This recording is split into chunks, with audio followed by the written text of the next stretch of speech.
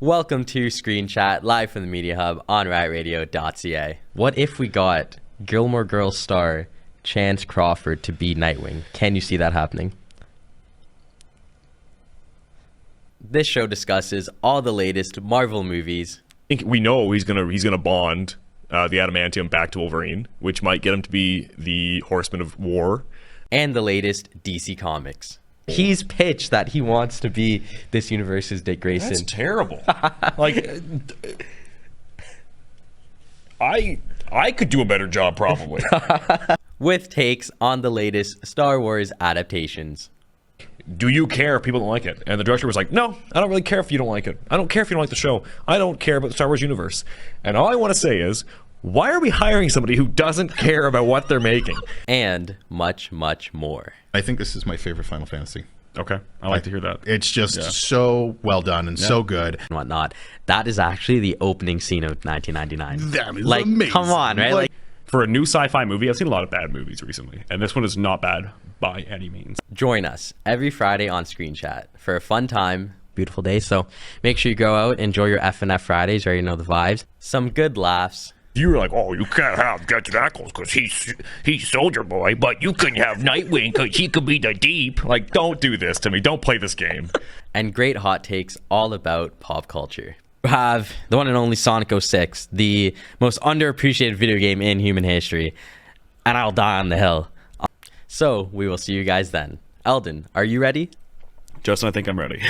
So, are you ready? Oh, I'm definitely ready for this. Okay. Welcome to Screen Chat, live from the Media Hub on rightradio.ca. I'm your host, Justin, and today we have the whole gang on air. Eldin and Everett, thank you guys for being here today.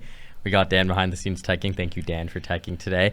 And yeah, I'm excited. I don't think we've ever done an episode with all three of us on air. I don't for think Screen so. Chat, yeah. Well, we've always had a situation where one of us has had to tech, so yeah. So yeah, we are so back. So today we're talking all things Daredevil, as you can tell by the pop figures today. And my red outfit, Daredevil Born Again, Season 1 has concluded. And I thought, you know what? Let's just get into it. Now, it has been finished now for 2 days. So that being said, that's your spoiler warning because we are going to get into it. I feel like at this point, if you were keeping up with the show, you would be done by now. You'd probably watch it week by week. Hopefully. So if you're tuning into this, I'm assuming you finished the show. So why not just get straight into it? If not, finish it. Come back. We can wait. Exactly. You have time. Pause the video. Episode is not going We'll anywhere. be here. That's your chance. Okay, now, so gonna get straight into it. Now, this was a very interesting run of 9 episodes. I think that a lot of people were expecting maybe things differently, maybe things worse, maybe things better. I feel like, for me, I really enjoyed it. And I think the reason why I enjoyed it so much is because it kind of felt like Matt Murdock Born Again and not even Daredevil Born Again. Saw a lot of Matt Murdock throughout the first half of this and barely saw Daredevil, but I was not upset at that.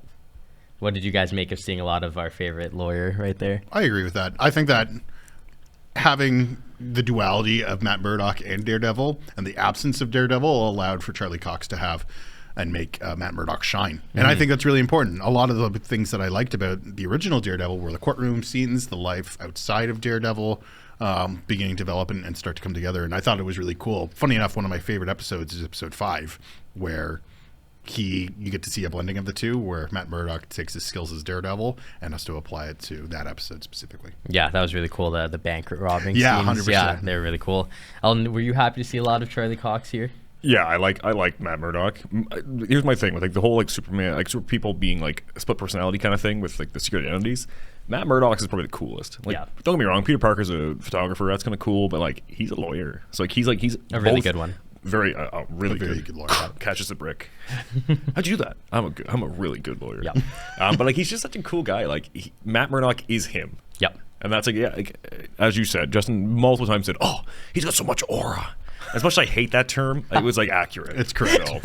Yeah, I was really losing. I think overall, like just generally speaking of the show, I was really happy with it. The episodes that I watched here with you guys, yeah, I was freaking out a lot. Yeah. And I think that's a good thing. You know, you want to see that when you watch a show, especially like a superhero-y-esque kind of show. And I only say that because it didn't really feel like a superhero show. It felt more like a true crime drama, which I was totally okay with. Which that's kind of what the original series felt like. It never really felt like a superhero movie. It always kind of felt like that. The final season, I think, when you had like Bullseye. Yeah. And but that was like it was totally different too. Like this is like Daredevil's villains are really good. Yeah. Like yeah, for the most part, like there's no like some man in a scorpion suit or a man in a rhino suit. Like the Yeah, natural enemies of the spider. They're usually just dudes that have elevated powers. Yeah. And that's cool. Yeah. I think what's cool is that, like, when you think back to the show getting announced, I think 2 years ago now, 3 years ago, it was under a lot of scrutiny. Was it going to be as good as the original? Were Disney going to ruin it? Was it going to be, I guess, not true to the source? And I feel like okay, for context, I haven't seen the original show, but I love Daredevil. So I really enjoyed the series, like from a general point of view. We're obviously going to go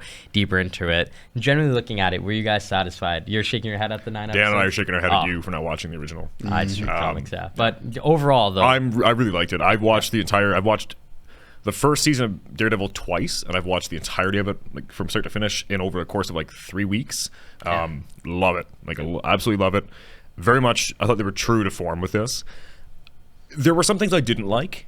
It's a weird continuity. Like, I hate when they do this, where there's certain things they brought and certain things they didn't. Yep. They almost like pick or continue the story from where it left off, but then there's things that don't make sense. Like the whole Poindexter thing being back. Like, okay. But then also like the fact that Echo ties into this as well. So like you have the Echo timeline plus the original timeline. And then somewhere, maybe Hawkeye's in there.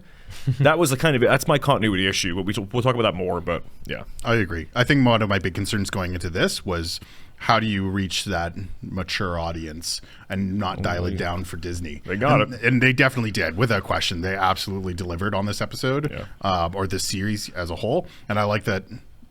Even with the reshoots, they still tied it all in really well together. Yeah. You can still spot some spots where you're just like, this was shot on a different day. These two people aren't together. Yeah. But overall, I thought it was really well done. Yeah, well, I'm glad that we all at least have that agreement. And let's do a bit of a deep dive. So I want to talk about different characters, different dynamics, and what's next. So there was a lot of cool characters in the show. I tried getting some in chronological order based on how we see them. And just want to start off with Heather Glenn. Now, she was the new love interest for Matt Murdock here. And I think Heather Glenn is a very interesting character. Now, I really liked her at the start. I liked her when she was all like, girlfriendy and wasn't too, I guess, I don't know what the word is without cussing, but like, for lack of a better word, she was just terrible in the second half. Yeah, right? so like, here's my thing, right? So like, this season takes place over like a month, maybe? Yeah, maybe, yeah. So like, in a month, you have this relationship start to crumble, and like she really shows her true colors. Yes, she goes through all kinds of trauma. Daredevil, first episode, he's like a pincushion. Best friend gets shot, and he moves on with his life. Then, like, so we're talking about Heather now. Muse would have killed her if Daredevil didn't break in. Exactly. And then no, Daredevil didn't save me. I saved. So funny enough, that's the moment where I stopped really not liking Heather. Just because, and she's not wrong in terms of her perspective of, yes, she shot Muse. Yes, she killed Muse. And in a sense that, yes, I saved myself in that situation. But the way that she handled it afterwards and not recognizing Daredevil's motives and that he showed up, which is way more than most people could ask for. Well, I'd be wondering why he showed up. That is the great question. Yeah, 100%. So yeah, my opinion of Heather, I thought she was a good, because at the end of the day, she was a replacement for Karen. But like, here's my issue with that: is like Karen's done the whole song and dance of, oh, you're Daredevil. So did Foggy. A whole song and dance of, oh, you're who? Like, you're Matt. Like, you're gone. What's going on? Okay, you're Daredevil. Okay, that's good. Heather just was like, she went from like, okay, yeah, the Kingpin. I'm taking care of the Kingpin and Vanessa, and like not seeing the parallels. If I were said to you like, hey man, like I know you're really busy with this job, I just want to let you know like you should not trust this person.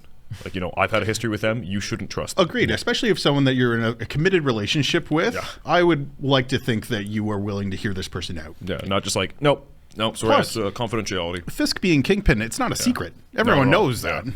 I think one thing that I liked about Heather Glenn specifically was her, okay, this is like how I'll kind of phrase it. When I was a kid, I hated that whole duality of, oh, I love the person, I hate vigilantes. I thought it was so stupid. But then now, as like an adult, I could see it. And now here's my thing, right? I know a lot of people online, you guys too, hated the whole like, Daredevil didn't save me, I saved myself. For someone that hates vigilantes, I can't really be mad at that. At the end of the day, vigilantes? No, I'm saying for Heather. Yeah, that's what I mean by her perspective. Yeah. But she also, like, what kills me too is like at the original stuff, she's making a book about how vigilantes are different. Like, 'cause her whole prerogative changes. If you listen to how she's talking, she's like, oh yeah, I want to interview Daredevil to kind of get his story, and then all of a sudden just villainizes him after saving her from Muse. Muse is not a vigilante. Muse is a serial killer. Exactly, 100%. And that's the difference. Like, once once you, it's like saying like modern day, it's like saying all police are bad. That's not even close to it, because like, well, there was one bad cop, or like that guy put on a police uniform and kidnapped people. Well, that wasn't a cop. Like that's not how that works. And like that's what she did. She just generalized. And when you generalize, you ruin it. And like that's like it could be studied, her descent into like 100%. hatred. It needs to be looked at. She's like Rachel. She's like a Rachel. Yes. She's terrible. I agree completely. She is a Rachel. We're referencing Tower of God. Well, on that note, we'll move on to our next vigilante. Another vigilante, I should say, was the White Tiger. Now, I really enjoyed Hector Ayala, the White Tiger, in this series. I thought his character arc was unfortunate, but it was really good. In the sense of like, when you have a show like this and you have a show that's supposed to be dark and brash, unfortunately, you're not going to get the happy ending every time. And I really like seeing him as Hector, seeing him in the courtroom and then getting the freedom. But as soon as Matt said, look, man, you can't go on patrol anymore, and he did, what happened? He got shot in the head. And now, as crazy as it might sound, I thought that was awesome, like that scene. Yeah. Yes. Not saying it was so cool that he died, but I'm saying the whole arc, right? Well, the whole thing was like that was a hit, if anything. Yeah. Like Yes. they knew he was coming. Like Yeah. that's the scream was played, and I love this. I said to you guys, I was confused. Like, why is White Tiger a man? Like in a lot of the comics, it's a woman. That's right. In that Spider-Man animated Friends or Adventures, it's a woman. And I was kind of confused. I'm like, oh, okay, like this is like, it's like a Norrin Rad versus the females. Ball, yeah. So it's like, I get that. Okay, makes sense to me. Really tragic, the actor passed away. Yes. But I'm very happy with how they played it off. Him dying works with the story. If they had to like just kill him off and be like, well, that's it. Like again, T'Challa, which now we've had 2 cat-based superheroes who have now died. Which I don't know what's going on there, but wow. that's 2 people. Both of them actually No had more cat-based cancer as superheroes. well, Yeah, it's pretty wild to That's think. actually like, really sad. Yeah, Funny enough, I really think that didn't even think about that. his passing played a big part in reshoots, and I think that White Tiger was probably going to play a much bigger role in the story. that would make initially. sense. Yeah, So that checks out. I like the conversation from an audience standpoint that episode generated, because you had this moment of yes, Matt Murdock, he did his job, he got White Tiger acquitted from his role, only for him to be killed by seemingly Punisher. Yeah. And we were like, whoa, did he do this? Did he not do this? yeah. I'm very happy that I was right that he didn't. Yeah. But here's the big thing too. Last thing I wanted to say about White Tiger. This all helps with Matt being born again. He's a really good lawyer. He doesn't lose cases often. He represents people that don't deserve representation, but he's there for them. And now, okay, he made a friendship with White Tiger. Hector Ayala and him became friends, and he won the case. And Hector's niece kind of looked up to him and like was like, okay, Mr. Murdoch, like you were there for me, and I really appreciate that. And then to have him taken away by, crazy, funny enough, a vigilante, because if you take the law into your hands, you are a vigilante. So when he gets killed by somebody else. Yeah, it was a very cool character arc to me, and it was tragic. But did you say that again? The tragedy. But all jokes aside, I think it was one of those ones where it was kind of like what the Joker says in the Red Hood. It's like, I can't believe they did it. Like they actually did it, and they just killed him. And I thought that's when I knew that, without even seeing the original series, that's when I knew that this was going to live up to it in the sense of that darker tone. And I'm glad they did. Now, speaking of the original series, we also saw the return of Frank Castle, the Punisher, was in this at this. In the first half. Yes. He has a cool interaction there with Matt Murdock. And oh man, seeing him with long hair That's and like a beard. the smallest hatchet I've ever seen in my life. What are you going to use that for? But I don't even know. I guess. But Very small logs. as someone who just likes the Punisher from other media, his quote unquote return didn't really mean much to me, but it definitely meant much to y'all. So how did you guys react seeing him back? I love John Bernthal so much. He's forever going to be Punisher for me. There is no world where another Punisher takes his place. And honestly, seeing him back with the, what's up, Red? What are you doing? He knows. It's a weird, funny thing. The duality with Daredevil and Frank, they're the unlikely duo. No, they don't like each other. Frank sees, Matt as like this enigma.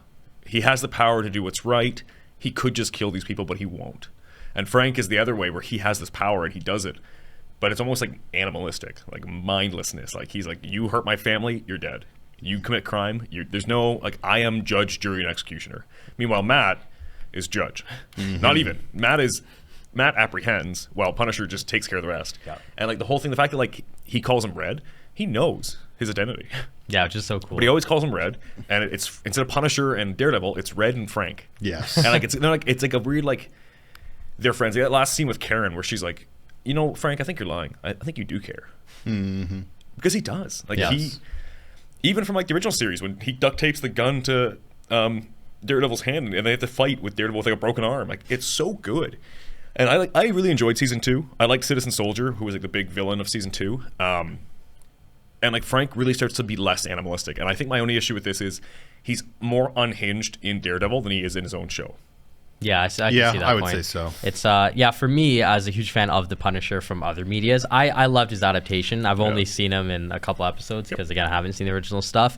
My dad really likes John Bernthal as Punisher. He really liked the original series, so I know he's good. I loved his role in this. It was a minor role, like it definitely picks up towards the end, which we'll get to eventually. But in the first half, definitely was, to me, it felt like a cool cameo because again we don't really see him and I don't really know him, so it was cool to see a Punisher again for me because I haven't really seen the Punisher since the 2000s with Ray Stevenson. It was just like a really good way of like they brought him into. It wasn't a throwaway. It wasn't. Yeah.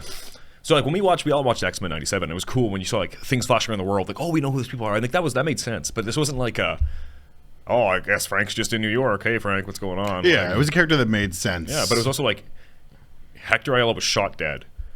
Here's a bullet with the Punisher insignia. What did you do? Yes. And he's like, you think I'd do this? Really? You think I'd kill a vigilante? And he's like, yeah, I think you would.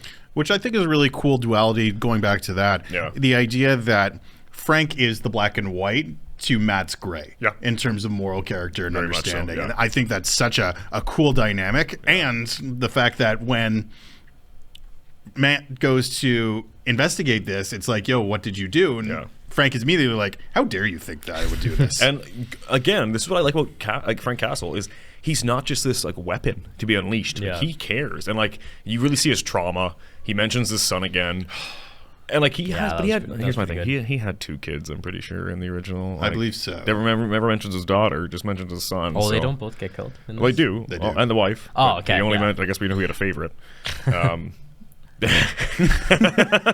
There's that scene though where he mentions his kind of his relationship with his son and how he's like, look, I have to keep moving. This is who I am. And there's nothing I can do about it. And if I stop, I hear him. And he says, go get him, Daddy. Yeah, that was My thing is really like, who's he good. getting now? He killed Jigsaw's dead.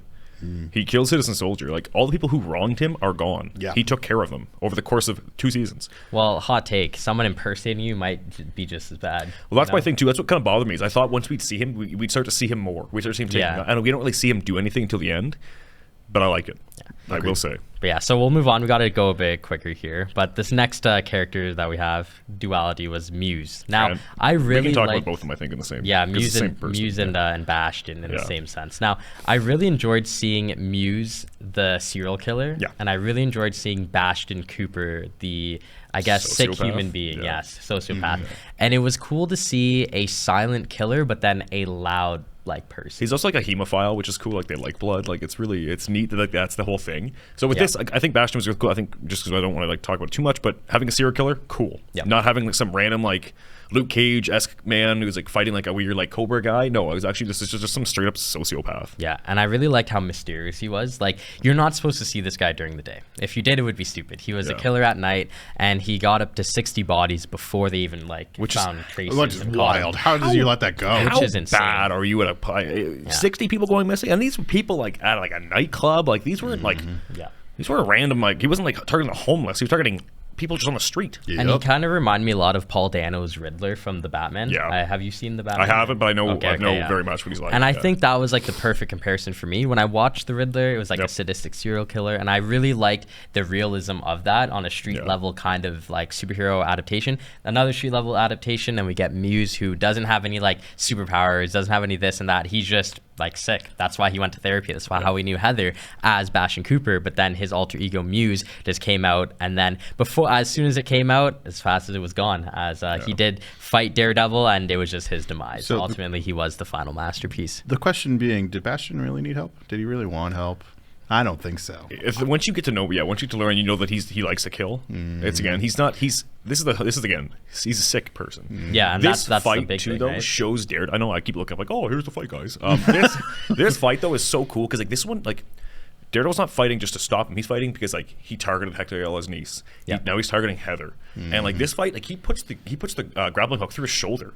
Yeah, and he almost killed me. Like we can just talk about the Muse and Daredevil fight now. Yeah, exactly. He was gonna hang Muse. And the only reason why he stopped was because Hector's niece, her heart stopped, so he had to get back and jumpstart that. Now that I think about it, every fight that we see Daredevil in, there's personal stake in it for Matt Murdock, and that's why he has those moments of brutality of, you know, I'm going to put the hook through your chest and I'm going to do whatever I can to stop you if it means killing you. Again, he was going to hang him. Like he had him, and like this is my thing too. This like Muse in the comics is like a superhuman, not so much a superhuman in this, just sociopath. I like that though.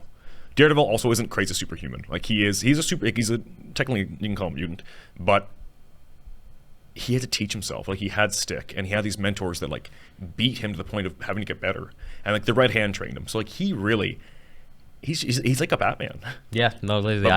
I made a lot of comparisons to the Green Arrow and the Batman in this one. So, I would say, unfortunately, Muse's demise, where he becomes the masterpiece in the end, this is such a cool shot. Oh, yeah. And, like, what's crazy is that this looks like a lot of blood. No, this is mainly paint, funny enough. Like, what's blood is right behind him, but I'm pretty sure this is mainly paint, which is, like... I don't think so. No, I think that's what he was painting, no? No, because he cut Vanessa, remember? Oh. He cut her leg.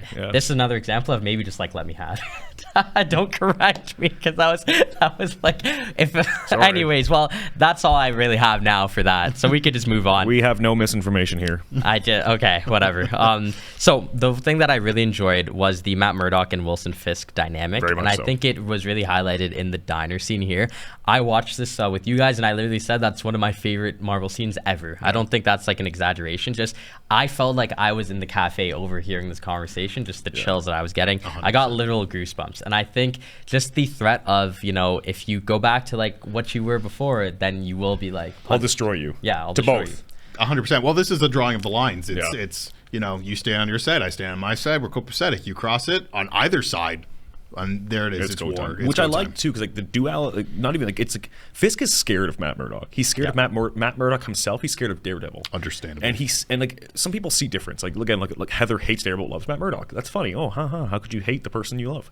Fisk knows both sides. Yeah. Fisk has targeted both sides, and Fisk has lost both times. And now he's like actively like, again, we're gonna talk about like the dinner scene.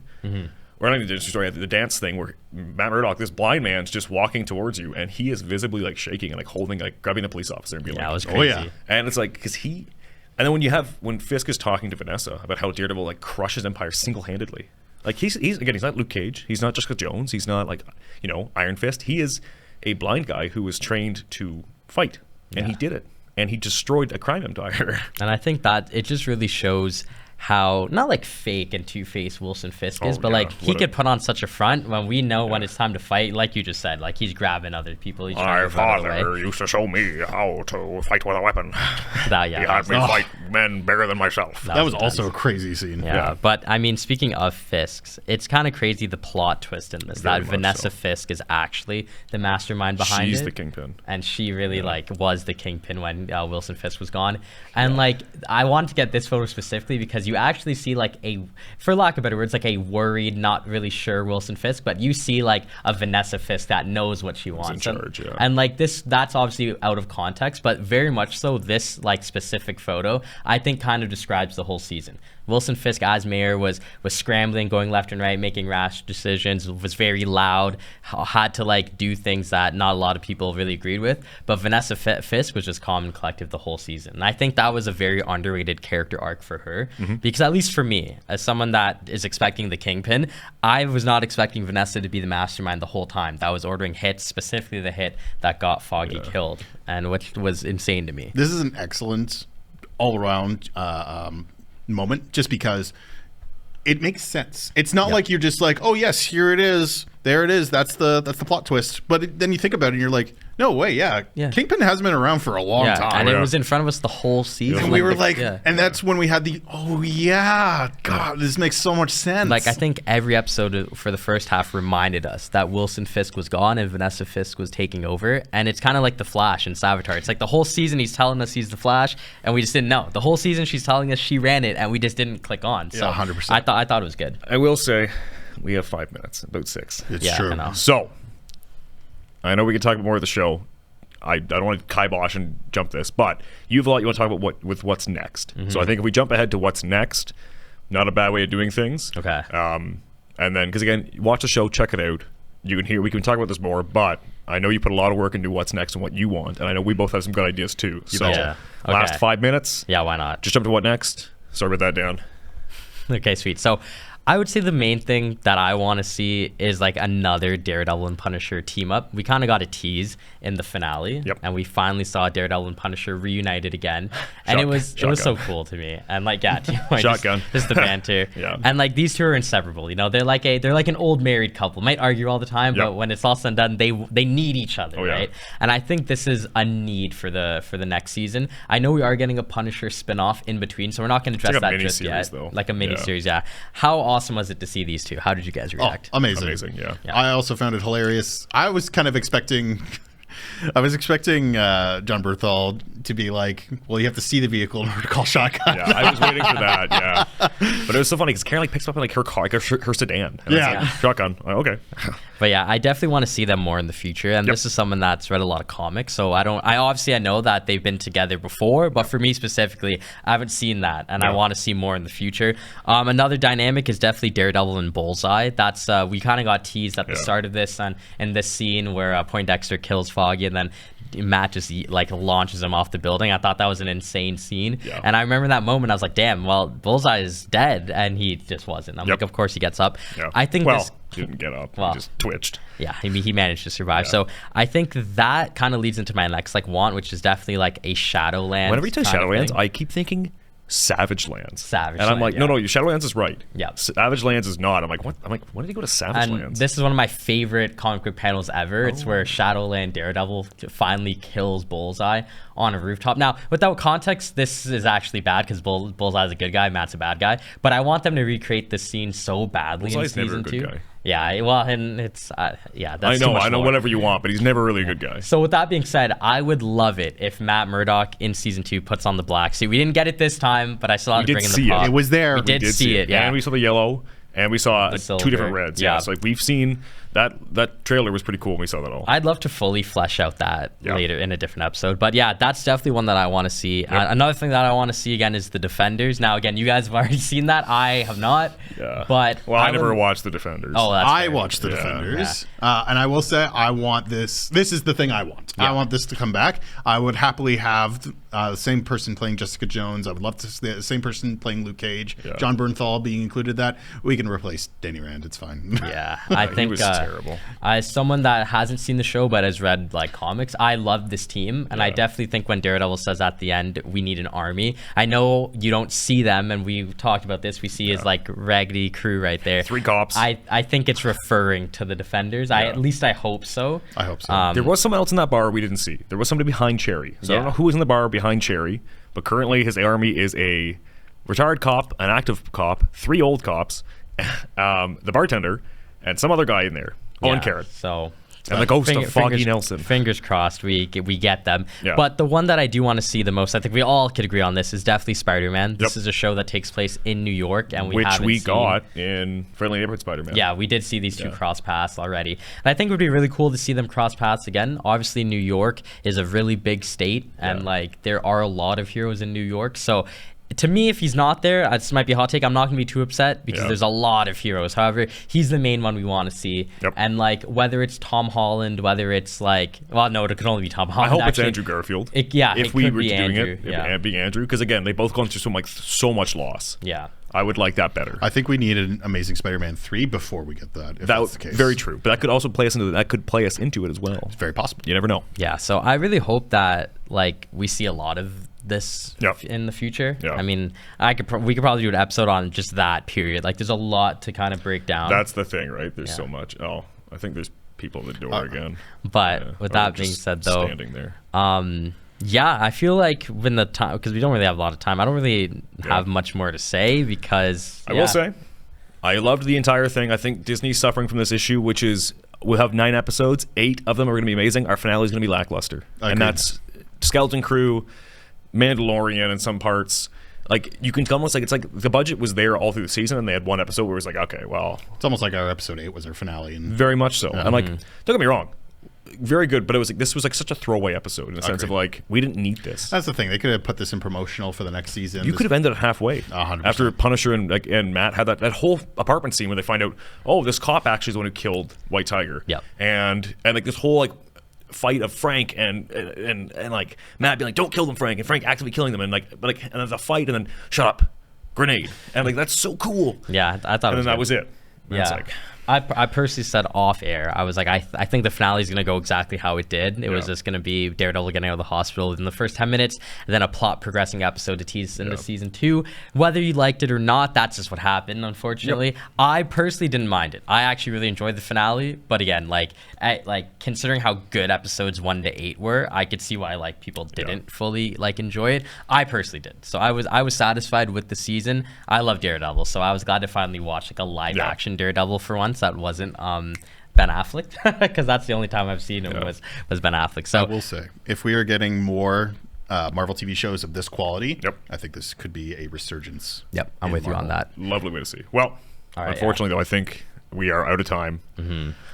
Shout out Don FM. So if you want to take us away then, Justin? Well, thank you guys so much for being here on air today. It was nice to have all three of us, and thank you, Dan, especially behind the scenes for teching. Cannot do the show without you. And yeah, that's all we got today for Daredevil Born Again. Really enjoyed the series, and I hope you guys did too. But yes, this has been the guys from Riot Radio on Screen Chat, live from the Media Hub on riotradio.ca. Deuces.